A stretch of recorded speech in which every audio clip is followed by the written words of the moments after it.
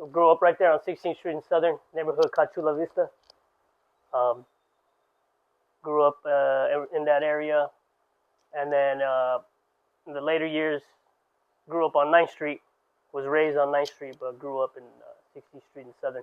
So you were originally, bro, you were over there in the hood, right? Well, yeah, in the hood, and over there in Chula Vista, right? You're right there on 16th Southern first. Because I remember being born and raised over there on 9th Street, but obviously the family roots are right there on 16th and Southern. Yep, that's where. So you started off on 16th and Southern, is what you're saying? 16th Street and Southern is where it started, and then moved my middle age years into 9th Street and Broadway. What do you remember about moving to 9th Street and Broadway? That was a time where things were getting really interesting. Our home was a single-family home, like 2 bedrooms max, 2 bedroom. Actually, the whole neighborhood was like that. Yeah. So our grandfather, who worked as a... He's a jack of all trades. We just call him a jack of all trades. Yeah. Shout out to Tata Lupe, man. Yes, sir. He did concrete work. He did carpentry. He did roofing, plumbing, all of it. So he was able to... car done, he does it all. Everything. So he was able to turn that little small single-family 2-bedroom house, 1 bath, into a 5-bedroom house, 2 stories. 2-story. So yeah, that's where it all went down. Yeah. All right. Yeah. Yeah. I myself, I remember growing up right there on 9th Street and Broadway, and it's funny because I know from the outside looking in, a lot of people probably thought we were rich. Yeah. But only for the simple fact that what my father was involved with in those times, back in the early 90s, he was involved with the cartel, and his area more or less was in the Juarez area. So if you know about that lifestyle, you know who runs that territory of Juarez, and so on and so forth. So that's who he was involved with. And he would actually get, from what I was told, he would get direct cocaine from Colombia because of who he had dealt with, And, the guy that he had to answer to actually flew planes himself. If you know, you know. Once again, we ain't got to get into detail, and you don't have to believe it. You mean? That's just what I was told about my father. And I know he was involved in a lot. And, I think for that reason, we were also exposed to a lot as well. I don't know if you remember anything, any traumatic moments or anything that impacted you, that you remembered that were like, we can say good and bad. Name one good impacting moment and one bad. How about that? Yeah. So there's a lot of good that came from growing up, from our childhood. We never went without. Always had food on the table, had clothes on our back, had a roof over our head. Nice place, comfortable to sleep. Yeah. And for a long time, it was just moms. With 6 kids, 6 kids and moms. That's it. My pops was gone in '99, and may his father rest in peace. He had passed on before my bro had even lived on. Actually, would you like to speak about that? Yeah. So I grew up thinking that your dad was actually my dad. For the longest time, I didn't know that he wasn't. That he wasn't. That he didn't birth you. Oh wow, I didn't know that. Yeah. So I grew up thinking that was my real dad. Wow. It wasn't until my teen years where I learned that I had a separate father. Early teens. That's new to me. I'm learning, just like you guys are learning this, I'm just learning this as well, you guys. Yeah. So there's things that I remember growing up. There was some good fatherly moments, but there was also some of those traumatic events that are going to stay with you and will determine and shape the path that you want to go on. So growing up, we were exposed to a lot of different stuff, like my brother said. And you come at a crossroad, or a point in your life where you want to decide what you're going to do.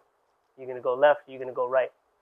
So growing up, I've seen a lot of the drug dealing and stuff happening right in front of my face.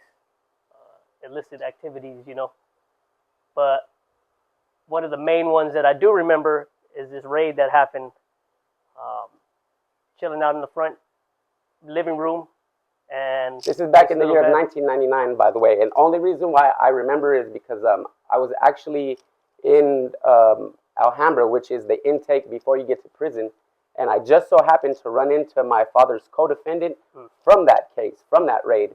And it just so happened he happened to evade police all this time until I want to say 2021, and the raid was back in '99. You know, for DEA. You know, they got caught with kilos and some more stuff. Yeah. Nonetheless, that's what my brother's getting into. I'm sorry about that. So there was some heavy work that was going down. We got raided. Bottom line is this was a big case, and eventually that's what led your father to flee the country. And what do you remember about the raid? So I just remember sitting in the living room and watching TV. Front door is wide open. You see this van with a bunch of law enforcement officers, full tactical gear, come get down with a door ram to kind of barricade that door or knock it down. That door was made out of steel and they couldn't get it open. So one thing Pops didn't have was cheap shit. We had marble floor and shit. We didn't have cheap shit. Yeah. So they come in, try to knock the door down. Me and my brothers ran upstairs and get a knock on the door. Open this door, we're going to break it down. They couldn't break it down. So run downstairs, unlock the door, ran back up the stairs, and by the time I got to the last step, they had the assault rifles, whatever it was, pointed up at me in the staircase. He looked at the officer. He kind of realized that this is just a kid. This is children. Go into the room, and then they proceeded to go on, tear the whole house apart. So there was a lot of activity that was going on.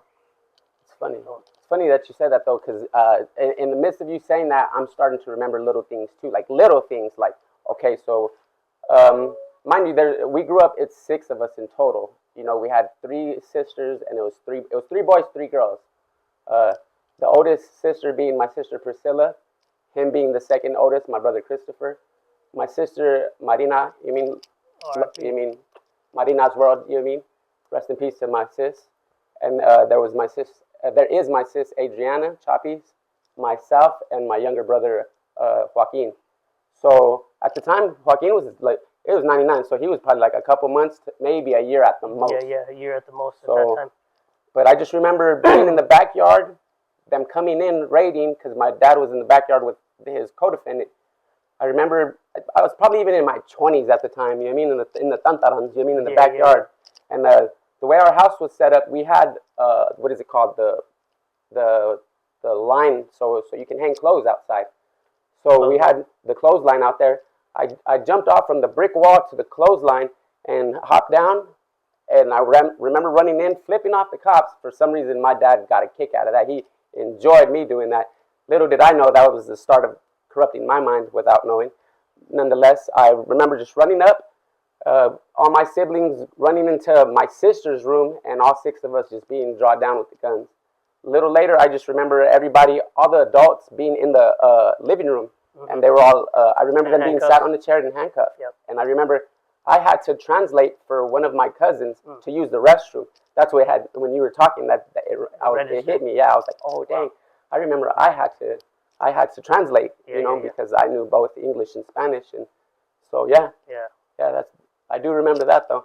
That was a very impacting moment. Yeah, like he said, from that moment, my father got up and fled the country, and we didn't see him from there. From there, it was upon us. We had to learn how to be men. We had to be the man of the house. Be the man of the house, for sure. Figure it out. So growing up, 6 kids for a single mom, it's not easy. So moms did a hell of a job, with that aspect. For sure. There's a lot that she went through. A lot of people don't know this, but if you're growing up and you're living in a house where there's domestic violence, you have a right to speak up, and that's one of the conversations that everyone. And this is for anyone who's going through anything, please do speak up. Men, women, abuse is not okay for anyone. Verbal abuse, physical abuse, emotional abuse, none of that, and speak to someone, seek help, and this is for anybody, that needs it, seek help, and we wish you the best. We're rooting for you, and there's better out there. There's always someone that is going to love you, so you don't need to accept that, Yeah.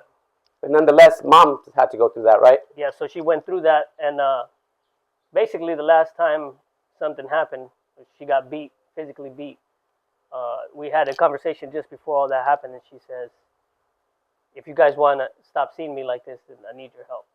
So pretty much spoke up right then and there.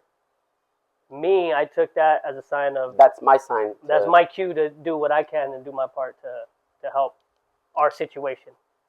And so, yeah, it was. Now that you mentioned the abuse, it's crazy that you said that, because now like I remember, I vividly remember, you know, the abuse. It was very impacting, you know. Now that I can remember, I remember seeing my mom tied up in the closet. I remember my dad doing some very abusive stuff. I remember I even remember him pulling out the gun, and I want to say he shot at the bed, you know, just to pump fear. And like, I don't know if it was drugs, if it was just, he was just a very hateful person. I don't know, you know. One thing you know, I'll never understand what he did and why he did the things he did, you know. And especially because of, especially as a father, there's things that I didn't understand what he did, why he did as a father, for the simple fact that you had a lot of money. You like, that wasn't a factor, so you could have done more for your kids. Yeah. But nonetheless, you know, that's why I choose to be a better father for my daughter, because I didn't have that in my life. Yeah. So you could have chose to go down that same path and realize that in reality, that's not the way I want to go. In all reality, I did choose